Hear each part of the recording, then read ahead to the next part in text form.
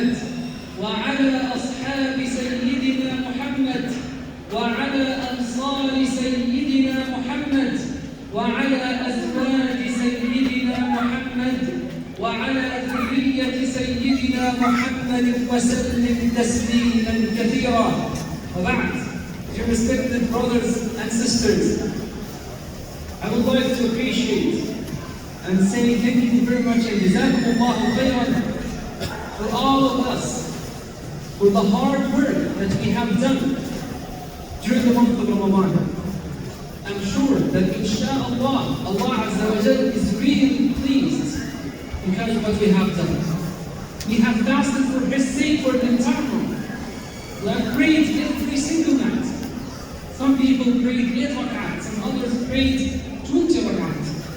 May Allah Azza wa Jal bless and accept everyone here. Allahumma ameen.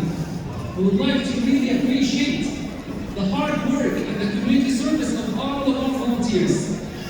Everyone who was involved to arrange for any prayer, Eid prayer, Jum'ah prayer, any of our events in the past, currently, and in the future, inshallah. In particular, our youth. My message today, to myself first, and to everyone else. What's next? We have done a lot of work. We're exhausted. I just was telling some of my brothers, subhanAllah, for the past couple of days, when I stand up, I feel I'm busy.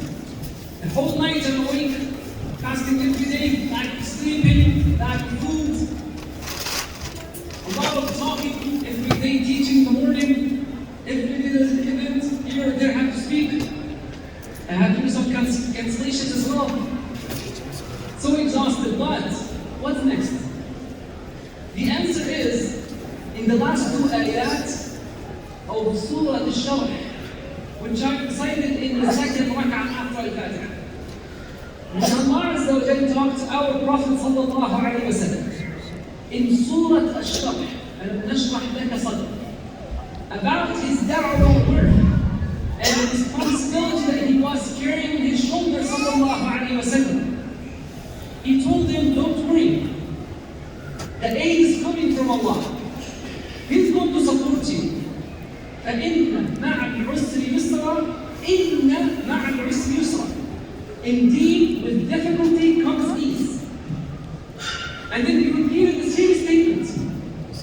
And again, indeed, with difficulty comes ease. So Allah is going to make it easy for you if you have a sincere intention. But what about the last 2 ayat? What is the message? After I'm exhausted like this, everybody is exhausted today. For the sake of Allah. يقول الله للنبي صلى الله عليه وسلم فإذا فرغت فانصب. Subhanallah. فإذا فرغت means when you have finished, when you have fulfilled, when you are done with what? He did not mention al-muta'alliq here. Ibn Ashur said because Allah did not mention when you have finished what? It's very general. When you have finished fasting Ramadan, when you have finished your obligatory prayers, your Taraweeh prayers, praying Qiyamul Layl, reciting the entire Quran, doing sadaqat, doing adhkar, doing i'tikaf at the masjid, doing a lot of community service, taking care of people. When you have finished, when you have fulfilled something beneficial for yourself and for others, anything in this world and in the akhirah, should I take a risk now? No. That's not what you're going to do, Muhammad sallallahu alayhi wa sallam. And your followers are not supposed to take a risk after that. What you're supposed to do is, and إِذَا فَرَغْتَ فَانصَبْ. Again, you know insab is exhaust yourself, is trying again. Insab, be nasib, be exhausted, do your best again. Yes, you're allowed to take some rest. If you take a rest today, tomorrow, for another couple of days, with the intention of coming back and being even more active in ibadah and in community services, that's what you're supposed to do. فَإِذَا فَرَغْتَ فَانصَبْ. Stand up again, strive again to do something else that's beneficial. Sayyidina Umar ibn Khattab and Sayyidina Abdullah ibn Mas'ud, they said, إِنَّ أكره أن أرى أحدكم فارغا. I hate, I dislike to see any of you فارغا, doing nothing. فارغا means just sitting down like this. My father, rahimahullah, he passed away 6 years ago. He used to tell me when I was young, 15 years ago. 10 years ago. When he comes to the living room and he would see me just sitting down, doing nothing, just looking at the ceiling like some of our youth thing, he would tell me, I don't want to see you like that. I don't want to see this again. Do anything. I'm trying to. I'm done with my exams. Do anything.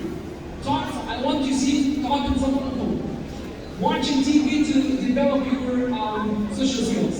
Go exercise outside. Go play soccer. Something physically beneficial. Go talk to your friends. But don't just sit doing nothing. Sayyidina Umar used to get that. And then he said, فارغا لا في عمل الدين ولا في عمل الدنيا.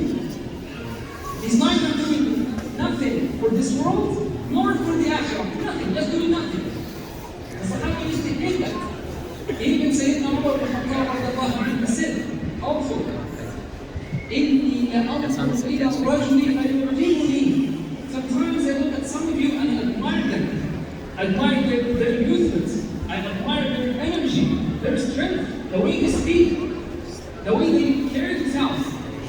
فإن قيل لي أنه لا شغل له سقط من عيني. And then when I asked about that person that I admired, what's his job, what he's doing to benefit himself and others, and if people told me he doesn't have a job, he's jobless, سقط من عيني. Because he's able to. He admires him in the beginning, but he's still doing nothing. You should get up and do something beneficial. فإذا فرغت فانصت. Last story that I'm going to narrate. One time Sayyidina Umar ibn Khattab radiallahu anhu came to the masjid and he found 3 people doing i'tikaf. And I've seen some people this year doing i'tikaf. People, mashallah, the whole time they're studying Quran, doing adhkar, so busy, have no time to talk. But some of our youth, the whole time they're doing i'tikaf on their devices and enjoying themselves, talking until it's like 2 minutes left for the prayers and they're not done with their wudu then. SubhanAllah. You're not doing i'tikaf, you're just doing yourself, you're telling your family, you're telling the community. That's not i'tikaf. That's not i'tikaf. Sayyidina Umar one time he came to the masjid and found 3 people doing i'tikaf. And then he asked them one question. And I'm going to conclude with this. He told them, first one, he went and he said, من الذي يطعمه? Where did you eat from? You were still in the masjid doing i'tikaf, doing adhkar the whole time.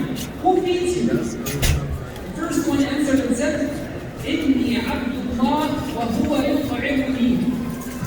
I'm one of the servants of Allah and He's taking care of me. Then Allah left him in his way because maybe this person, he knows what he's talking about. He knows the true meaning of tawakkul. So he has some savings on the side and he knows what he's doing. إني عبد الله, servant of Allah, good answer. So he left him. He went to the second one, and you, what are you doing in the masjid? And they go to the community, say, Mama, and if you ask, it's you, what are you doing guys? Who feeds you? The second one said, لي أخ يعمل ويطعم نفسه وأهله ويطعمني. I have a brother. He goes to work and he provides for himself, his family, and for me, and then he to worship. And he thought it's a good answer, you know, dividing the work. Sayyidina Umar radiallahu anhu told them, أخوك أعبد منك. Your brother who goes to work and provides for himself and for you is better than you, the son of Allah. And that's why I always tell our youth, the summer break is coming. What are you going to do? Just sit around and do nothing? Come show up at the masjid the whole time? And you think you're so ashamed of Islam and you have nothing yet? You need to find a part-time job. You need to go to the course. You need to go exercise. Do something beneficial. Come volunteer in the masjid. But to see you at the masjid 24/7, what are you doing here? Go do something outside. Help the community. Take care of people outside. أخوك أعبد منك, your brother who works and provides for himself is gonna get you on God's side. More righteous. The third one, man يطعمك. And you, what are you doing here? Who feeds you? The Sahabi said, سيدنا عمر, الناس يرونني فيعطوني الطعام وما يكفيني. No one people come to the masjid and they see me sitting down and worship Allah, very righteous, look at me. They give me food. And they give me some money, whatever suffices me. You know what Sayyidina Umar did? He had his stick and started beating him up. Seriously, that's what you do. You're sitting down here and people provide for you and you think yourself, get up! فإذا فرغت فانصب. Go outside. When you're done with your striving here, go outside and stand up and strive again and do some work.